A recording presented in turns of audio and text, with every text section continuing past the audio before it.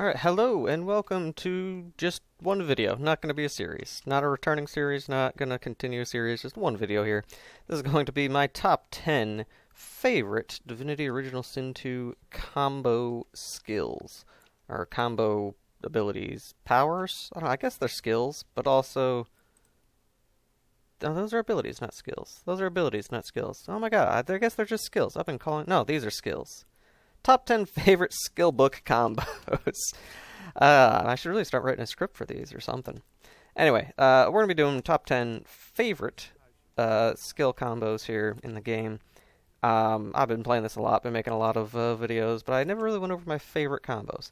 There's some videos I make where I have to use efficient combos that get the job done, and some of them are fun, some of them aren't. So I've been using very efficient stuff, but not the funny stuff. So we're going to start off with the simplest one, and the ones you can get early in the game. It's kind of where the early ones are going. And then they're going to kind of ramp up in terms of complexity, and also in terms of how late in the game you get them. Alright. I will say I have to add Adrenaline on here for one of Beast's combos here. So this is just a party I had. This is like from a 2018 save, just because I knew they were all at level 20 at the end of the game, so I could get everything on them and respec them into stuff. So some of their gear isn't lined up with their stats, but we'll make do. So the very first combo we're going to do is a classic, one that everybody should be aware of. It's fun, it's kind of funny, and it's not super efficient, but you know what? It gets the job done. So we're going to start off with that. So we have Beast over here, and our first combo is the classic Rupture Tendons with Chicken Claw. So we're going to hit that person there.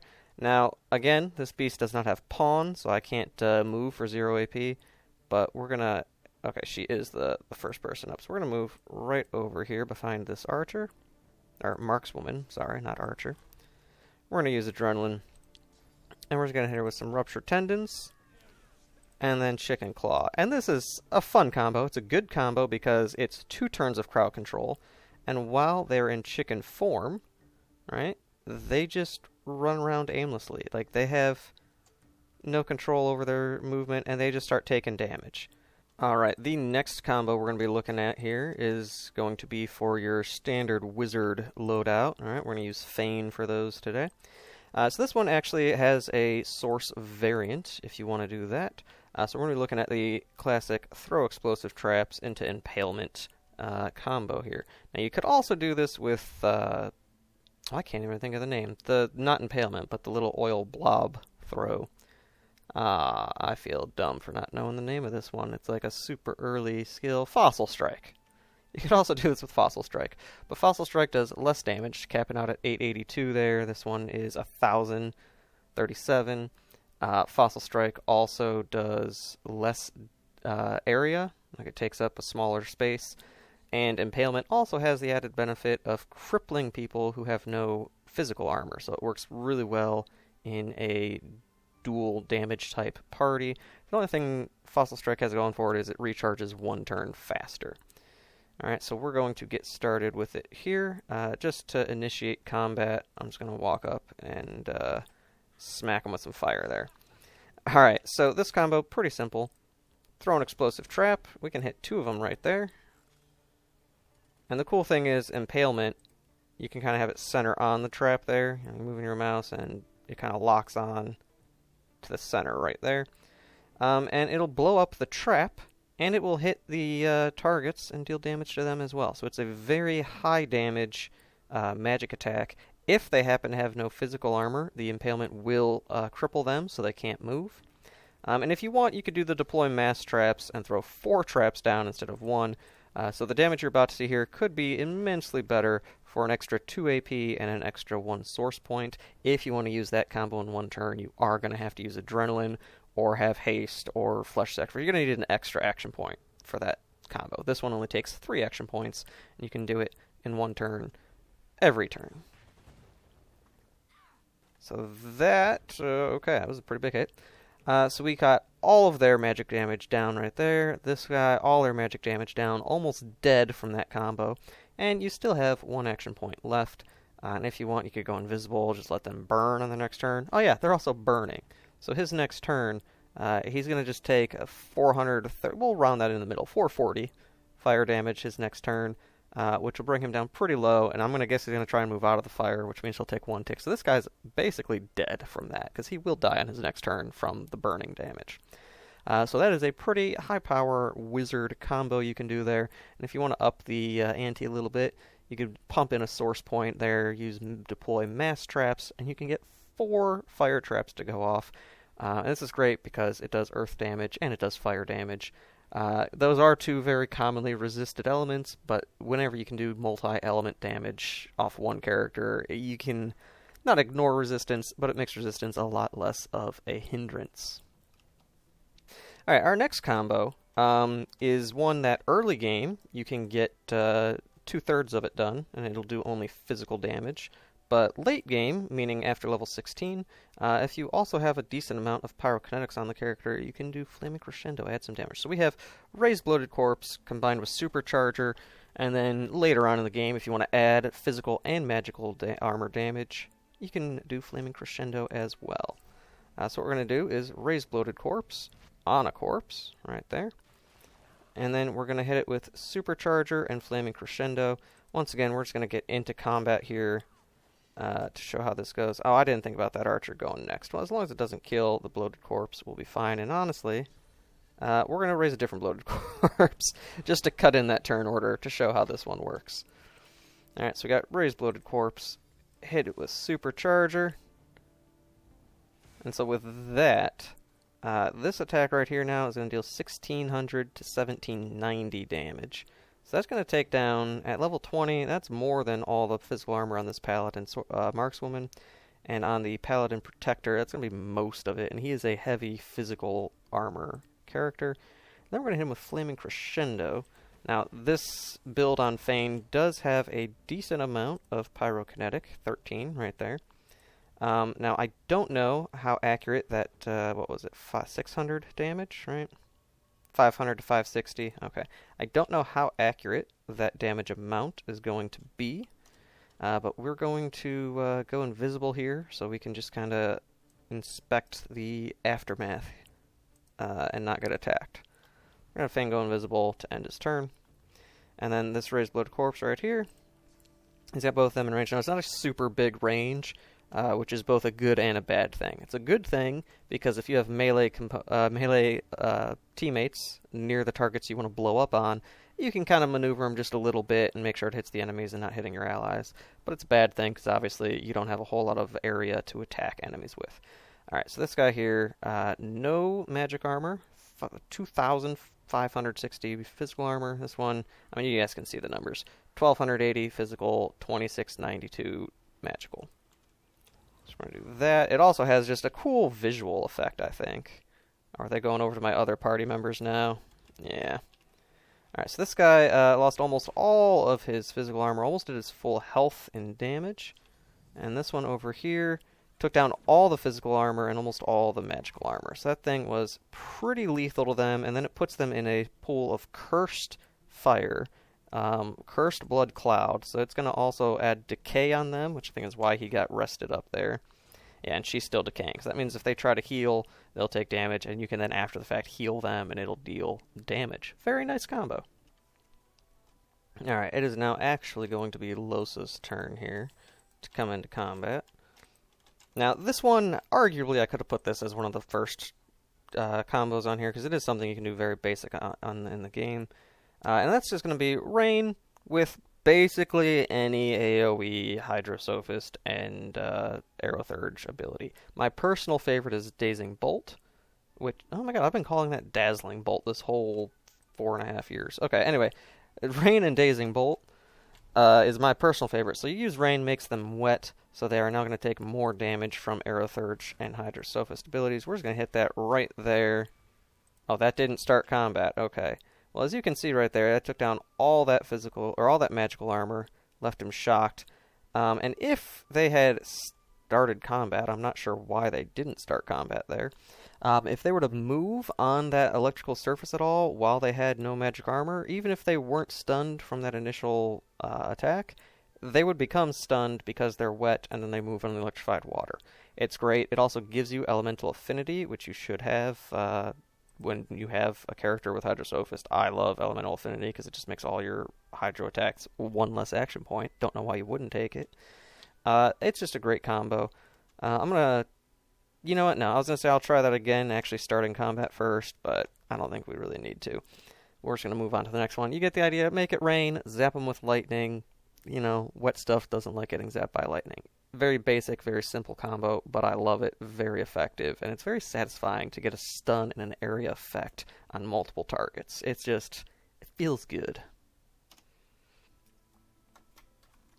Alright, next up on our list is one that if you have the Torturer talent, it's going to be significantly better, but you don't necessarily need it if you take down their magical armor first.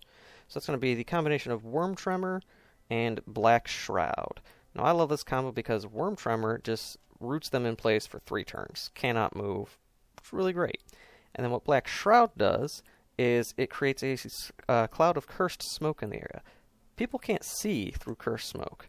So they're not blinded. They can't remove this status. The only way they could get rid of this is by getting rid of the smoke. And there are very few NPCs in the game that can get rid of smoke just at will. So that's going to root them in place. That's going to make it so they can't see you or attack you. The alternative to this, if you don't want to use Worm Tremor, if you don't have Torturer talent, you don't want to put a talent in just for the sake of rooting people, Spider Legs is another replacement you could use in place of Worm Tremor. The downside to Spider Legs is it doesn't have as big an area, and if somebody lights it on fire, you know, they can move right through it. It's not... I think Worm Tremor is going to be a little bit better, but Spider Legs also works pretty well. So we are going to hit one of them just to start combat here, show you what that looks like in practice. So I'm going to use the Worm Tremor variant, but Spider Legs, again, works just as well for 99% of situations. So they are now entangled. They cannot move, and I do have... Torturer. Couldn't think of the name. I do have Torturer on this build, so even though this person does have magic armor remaining, they're still entangled. And then we're going to take Black Shroud, put it right there. Or does it have to be centered on somebody? It does have to be centered on somebody. That part I forgot about. It has been a while since I've used this combination. So what I'm actually going to do is I'm going to use Adrenaline, move up right here, and I'm just going to put it on myself. Can't put it on myself. Well... like I said, I really need to start making a script for these, but if you put yourself in the cloud, that will also work out for stealthing you, because she can't see me now.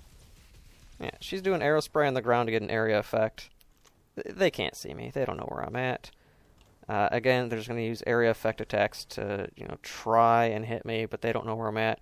And if you had all the enemies in range of your Worm Tremor or Spider Web, they're going to be stuck. They're not going to know what to do.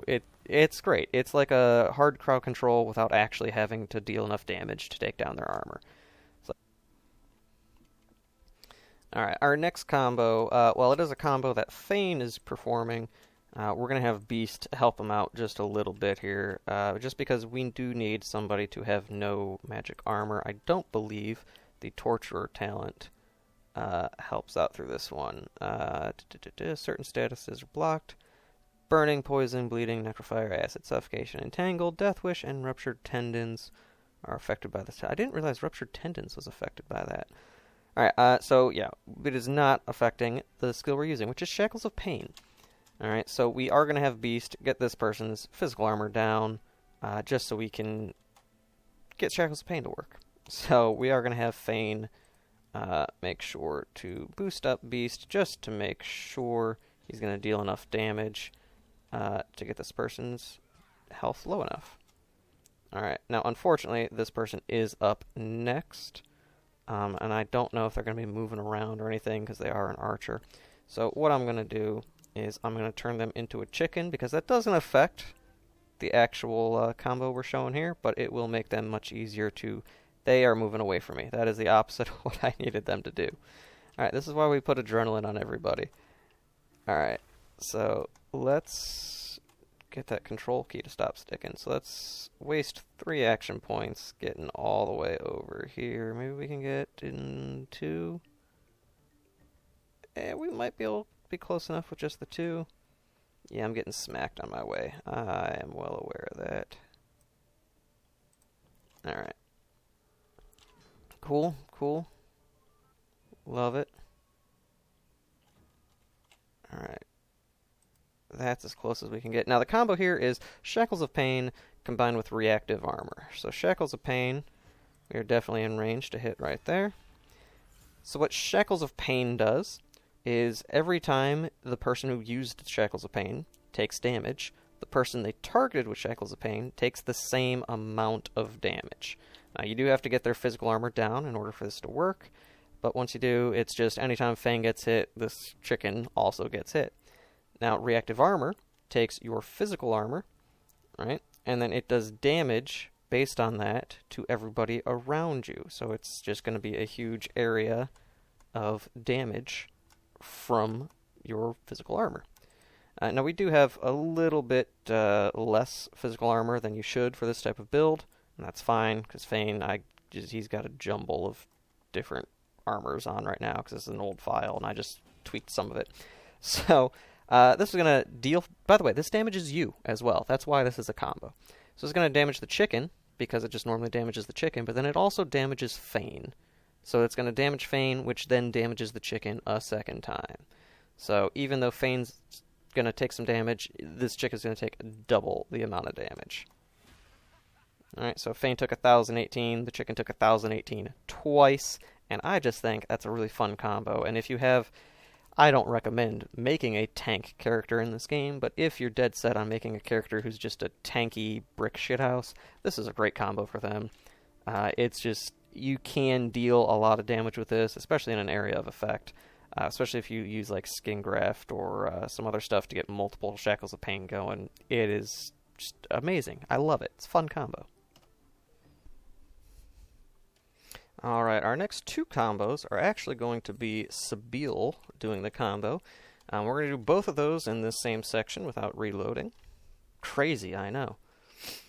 Alright, so the first one is going to be defensive. Alright, it's going to be Living on the Edge combined with Guardian Angel. Now this one you can't do until you get Guardian Angel, and that is a spell you don't get access to until level 16. So it's a bit of a late game strategy, and again, this one would actually pair very well with the last one, the Shackles of Pain Reactive Armor, because this is a great one to put on a tanky character. Alright, so we're going to start off, actually, with that. And if you have an elf doing this, Flesh Sacrifice will give you a puddle of blood underneath you, which will give you elemental affinity for Living on the Edge, making it only 2 action points instead of 3, meaning you can do all this 1 turn, no problemo. Alright, so we're going to do Living on the Edge, which makes Sabile unable to die, and then Guardian Angel, which makes Sabile take half of the damage that everybody else around her takes. So all we're going to do, actually, to show how this defensive combo works, is we're going to have everybody else just not take a turn, and let Sabile tank it up. Again, this is a weird one, because this is a defensive combo, but I think it's cool. So they only took 300 damage. That barely dealt anything to Sabile. Look at that health bar. Right? Look at that health bar. Barely did anything. Sabile, or Losa, not taking a turn.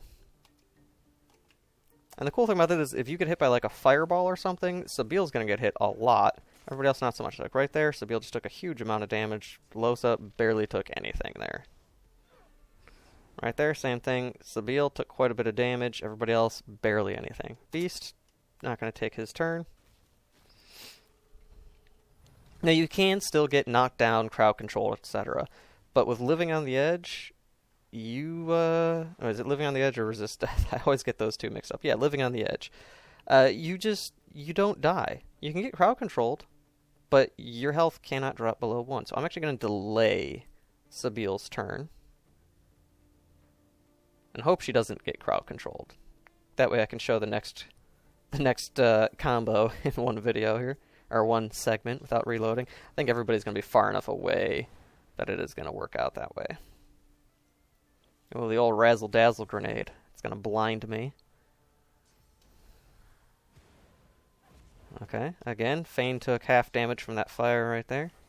Whirlwind, look at that. Everybody else's physical armor barely got touched. Sabile's got all of it, but Sabile can't die, so it doesn't matter. Like, yeah, she can get knocked down, but oh, it's Provoke. That is gonna mess me up. What a shame. Alright, well, I'm going to do a different video then for the second combo here. But that one, I feel like, I mean, everybody barely took any damage. Sabile took a lot, but that's the point of this, is to focus all the damage on somebody who is immune to dying. And I think that's pretty cool, especially in the bigger combats. Okay, so we didn't get to put both of those in one video because we got one segment of the video, because we got taunted. But that's alright.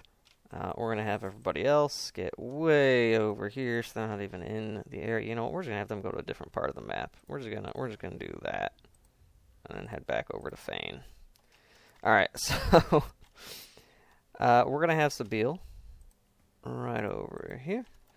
She does have, yeah, she's got the lowest initiative, lowest crit rate of anybody on the current party setup, which means I'm not positive she's going to be able to deal enough damage to initiate this the way I want. But that's alright. We're going to have Fane also just get out of there. We're going to have her drink that up to... there we go. Alright, so this next combo is going to be the Soulmate with Cleanse Wounds, with Decaying Touch, and then maybe Restoration depending on your setup. So my setup is going to be that I'm using this on an elf, and I would recommend any necromancy spell combo. If you're going to make a necromancer on your team, and you have an elf on your team, I mean, mechanically speaking, you should make the elf the necromancy person. Because you can do that every combat. Make a little puddle of blood, and then with Elemental Affinity, this skill that should be costing 2 action points is now only costing 1 action point. It's amazing. I love it. Now this is going to deal a max of 1,087. So we do need this to crit in order for this to work. So because of that fact, we are going to... Ooh, do I actually not have the ability to learn any other... Oh, they are already over here. Okay. I'm just going to move Mosquito Swarm down here just to loosen up the armor on this guy. Mosquito Swarm is not part of the combo, but I just need their armor to be a little bit lower. So if you have a target that you know you can reduce their physical armor to nothing using Decaying Touch, that's when you can use this combo. So I'm going to use Decaying Touch on this Paladin Markswoman. She is now suffering from the Decaying status. Now normally, if you hit a Decaying person with Cleanse Wounds, it removes the decay and then it still heals them. But with Soulmate, you can target them right there. And again, I had to do some Mosquito Swarm there, so I'm gonna bump this up. Now, if you do that, you can now target yourself with Cleanse Wounds. And that won't cleanse their stuff. And that just does 3,000 damage right there. Alright, I just used Cleanse Wounds on myself, and it killed this Markswoman, because Soulmate made her heal whenever I heal. And Decaying Touch made it so that they're decaying, so they take damage every time you heal. Now, if you're going against undead, you don't even need to make them decaying. You just need to hit them with Soulmate. It goes right through the armor. Don't need to reduce their armor at all. And then you can hit yourself with Cleanse Wounds, hit yourself with Restoration, do whatever you want to heal yourself up while killing them simultaneously. But if you have somebody who's not undead, you do gotta hit them with some kind of decaying power first. Decaying Touch is the easiest one, I think, even though it's melee range. I was planning on that not killing her, and I was going to use Restoration on myself after that, but I guess I don't need to. So if you want to heal yourself and kill your enemies at the same time, Soulmate with Undead or Soulmate with Decaying, great fucking combo. I think it's just really great. There's actually a lot of cool combos between the Hydrosophist and Necromancy skill trees. But that one I think is just really cool, to be able to heal yourself and kill your enemies at the same time. It's just great. I love it. Alright, for our second to last skill combo here, I'm actually going to need to change something up, because this combo is something that is exclusive to lizards. Which means Fane needs to put on this mask right there. Oh my god, that cluttered up my bar so much. Alright, so we are going to shapeshift to take the form of a lizard. If you have a lizard or just red prince, preferably, I guess, in your party, you can do this without the Mask of the Shapeshifter, but I didn't have a lizard in this party, so I'm going to need the shape, or the Mask of Shapeshifter. Conveniently, that did put Dragon's Blaze right where it needed to go. This is the reason this is exclusive to lizards. So the combo is just Corrosive Spray mixed with Dragon's Blaze, and if you look, they have very similar artwork on the actual square here where the power is. Corrosive Spray, technically you can get this really early on in the game. I guess level 9. It's maybe not super early. So this probably should have gone earlier in the list, but I just like it. It's cool. It's not super effective, but it's cool. And this is a list of cool combos that may or may not be super effective. I just think they're cool. So we're going to start off by just initiating combat. And now Fane, the lizard. We're going to start with Corrosive Spray right here. Alright. Now, he does have a wand that does Cursed Fire. I just want to point out that this Corrosive Spray... Actually, we're going to hit this guy over here, just so it doesn't interact with that Cursed Fire there. So we're going to do Corrosive Spray. And that launches out this pool of Cursed Poison. Sets Acid. That's going to whittle down their physical armor every turn. And then we're going to hit them with a Dragon's Blaze. And we're going to lay a bunch of fire right over that same exact area, turning it into Necro Fire, getting them on fire. It's just, I love that. It's a great combo. You just get 2 breath attacks. And as a D&D fan, having 2 different dragon breath attacks in one character, back-to-back, taking up the same area, I just think that's really cool. Is it effective? It can be. But it's going to be pretty niche when you actually get full use out of that. If there's a bunch of people here, and there's a combination of people that have, like high magic armor, low physical armor, and vice versa, it'll get down both their magical and their physical armor. So if there's a lot of people grouped up, you use teleport and other swap, etc. to get them all in a group, that can be really great, especially in a mixed damage party, especially when you don't want to just focus down one person. You want to kind of get the whole team flat out crowd controlled. That'll help crowd control with both physical and magical damage. And it's 3 AP. You'll have 1 AP left over, so you can do something else with that. You could use Adrenaline, do something with it, but I like it. It's cool. Is it effective? Usually no, but it's cool, and that's what this list is all about. This next one, though, is going to be very cool and very effective, so we'll get to the last one on our top 10 list right about now. Okay, so we're here now for the last combo we're going to be doing on this video. Alright, so this one, if you're looking at the bar down there, it looks like a very complicated one, and technically the thing I'm going to show you is a very complicated maneuver. But the actual combo that I'm putting down as the number 10 spot is simply Adrenaline comboed with Skin Graft. I think these two used together are just kind of crazy. Skin Graft resets all cooldowns, and then it also removes, burning, necrofire, poison, bleeding. That's a secondary thing. The reason you use this is to reset all your cooldowns. Meaning if you're in combat, and you use something like Adrenaline that has a 4-turn cooldown, you then use Skin Graft, and you can use Adrenaline again. So instead of giving you 2 extra AP, it gives you 2 AP, you use an AP, so you're really only gaining 1, and then you do that and you gain 3 AP, but now all your stuff is refreshed. I just think that's really cool, and I'm going to use what is probably the most overpowered example of how cool this is. So the combo I'm going to do here is focused around those two. It is not something that you need all of this extra hubbub to do. I'm going to, again, take these two out of the area, and then I'm going to have Fane come up and boost Sabeel, and then get him out of the area, if I can orient my camera the right way. So, it's going to be a crazy combo. Probably the most overpowered combo in the game, and also I think it's just kind of cool. So, we're going to do that, chug the potion, and do that again. Okay, I just want to make sure she has high enough wits to get that first movement. Now, again, the combo itself that I'm saying is the number 10 spot is simply Adrenaline mixed with Skin Graft. I think it is a great combo. Like, you can do so many cool and interesting creative things with that, where you can use some other power, get down to 1 AP, Adrenaline, Skin Graft, Adrenaline, and then suddenly now you're back at 4 AP, all your stuff is refreshed. It's like you've got a whole fresh new turn after you just spent your turn. It's great. Lots of combinations you can use. And also, if you use Feign, you can Time Warp after doing that, and it's even more insane.